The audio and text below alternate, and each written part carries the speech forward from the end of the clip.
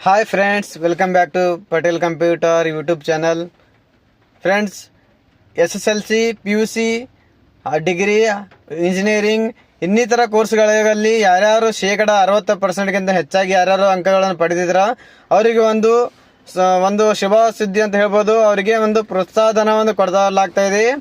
ಅದು ಯಾರಿಗೆ ಹಾಗೂ ಹೇಗೆ ಆನ್ಲೈನ್ ಮುಖಾಂತರ ಅರ್ಜಿಯನ್ನು ಸಲ್ಲಿಕೆ ಮಾಡಬಹುದು, ಸಲ್ಲಿಕೆ ಮಾಡಿದ ನಂತರ ಹೇಗೆ ಪ್ರೊಸೆಸ್ ಆಗುತ್ತೆ, ಯಾವ ರೀತಿಯಾಗಿ ಹಣವನ್ನು ಪಡೆದುಕೊಳ್ಬೇಕು ಅದರ ಬಗ್ಗೆ ಸಂಪೂರ್ಣವಾಗಿ ಮಾಹಿತಿಯನ್ನು ವಿಡಿಯೋದಲ್ಲಿ ತಿಳಿಸ್ಕೊಡ್ತೀನಿ. ಮೊದಲಿಗೆ ನಮ್ಮ ಚಾನೆಲ್ಗೆ ಏನಾದರೂ ನೋಡ್ತಾ ಇದ್ರೆ ನಮ್ಮ ಚಾನೆಲ್ಗೆ ಸಬ್ಸ್ಕ್ರೈಬ್ ಆಗಿ ಹಾಗೂ ಪಕ್ಕದಲ್ಲಿರುವ ಬೆಲ್ ಬಟನ್ ಅನ್ನು ಆನ್ ಮಾಡಿದನ್ನ ಮರಿಬೇಡಿ. SSLC, PUC ಹಾಗೂ ಡಿಗ್ರಿ ಪರೀಕ್ಷೆಯನ್ನು ತೆಗೆದುಕೊಳ್ಳಲಾಗಿದೆ. ಅದರಲ್ಲಿ 60% ಹೆಚ್ಚಾಗಿ ಯಾರು ಅಂಕವನ್ನು ಪಡೆದುಕೊಂಡಂತ ಅಭ್ಯರ್ಥಿಗಳಿಗೆ ಈ ಒಂದು ಸಮಾಜ ಕಲ್ಯಾಣ ಇಲಾಖೆ ವತಿಯಿಂದ ಪರಿಶಿಷ್ಟ ಜಾತಿ ವಿದ್ಯಾರ್ಥಿಗಳಿಗೆ ಆನ್ಲೈನ್ ಮುಖಾಂತರ ಒಂದು ಪ್ರೋತ್ಸಾಹಧನಕ್ಕಾಗಿ ಆನ್ಲೈನ್ ಮುಖಾಂತರ ಅರ್ಜಿಯನ್ನು ಕರೆಯಲಾಗಿರುತ್ತೆ.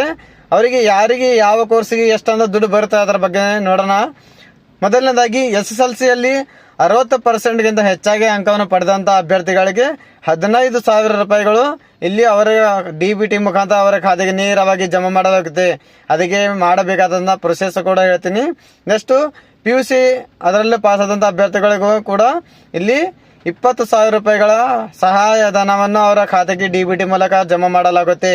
ಹಾಗೂ ಅದೇ ರೀತಿಯಾಗಿ ಡಿಗ್ರಿಯಲ್ಲಿ ಪಾಸ್ ಆದಂತ ಅಭ್ಯರ್ಥಿಗಳಿಗೆ 25,000 ರೂಪಾಯಿಯನ್ನು DBT ಮುಖಾಂತರ ಆನ್ಲೈನ್ ಮುಖಾಂತರ ನೀವು ಅರ್ಜಿಯನ್ನು ಸಲ್ಲಿಕೆ ಮಾಡಿದ್ರೆ ಡೈರೆಕ್ಟ್ ಆಗಿ DBT ಮೂಲಕ ಹಣವನ್ನು ಜಮಾ ಮಾಡಲಾಗುತ್ತೆ.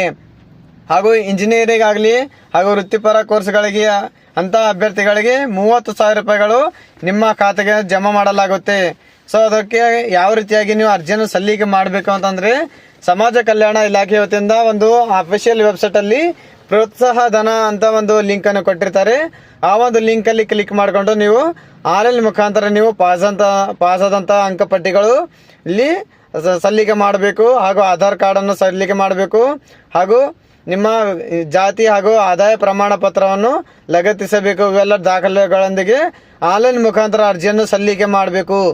ಸಲ್ಲಿಕೆ ಮಾಡಿದ ನಂತರ ಮುಂದೆ ಏನು ಮಾಡ್ಬೇಕಂತಂದ್ರೆ ನೀವು ಸಲ್ಲಿಕೆ ಮಾಡಿದ ನಂತರ ನಿಮ್ಮ ದಾಖಲೆಗಳು ಆಧಾರ್ ಕಾರ್ಡ್, 10ನೇ ತರಗತಿ marks card, PUC marks card, degree pass ಆದರೆ ಡಿಗ್ರಿ ಮಾರ್ಕ್ಸ್ ಕಾರ್ಡ್, ಜಾತಿ ಹಾಗೂ ಆದಾಯ ಪ್ರಮಾಣ ಪತ್ರ ಇವೆಲ್ಲ ದಾಖಲೆಗಳೊಂದಿಗೆ ಆನ್ಲೈನ್ ಮುಖಾಂತರ ಅರ್ಜಿ ಸಲ್ಲಿಕೆ ಮಾಡಬೇಕು. ಸಲ್ಲಿಕೆ ಮಾಡಿದ ನಂತರ ಇವೆಲ್ಲ ದಾಖಲೆಗಳನ್ನು ನೀವು ಯಾವ ಕಾಲೇಜು ಯಾವ ಸ್ಕೂಲಲ್ಲಿ ಪಾಸ್ ಆಗಿದ್ದೀರಾ ಅಲ್ಲಿಂದ ನೀವು ಏನು ಮಾಡಬೇಕು, SSLC ಪಾಸ್ ಆದ್ರೆ ನಿಮ್ಮ ಸ್ಕೂಲಲ್ಲಿ ಇವೆಲ್ಲ ಆನ್ಲೈನ್ ಮುಖಾಂತರ ಅರ್ಜಿ ಸಲ್ಲಿಕೆ ಮಾಡಿದ ನಂತರ ಆನ್ಲೈನ್ ಮುಖಾಂತರ ಬಂದಂತ ಸ್ವೀಕೃತಿ ಹಾಗೂ ಇವೆಲ್ಲ ದಾಖಲೆಗಳೊಂದಿಗೆ ಅಟೆಸ್ಟೆಡ್ ಮಾಡ್ಕೋಬೇಕು.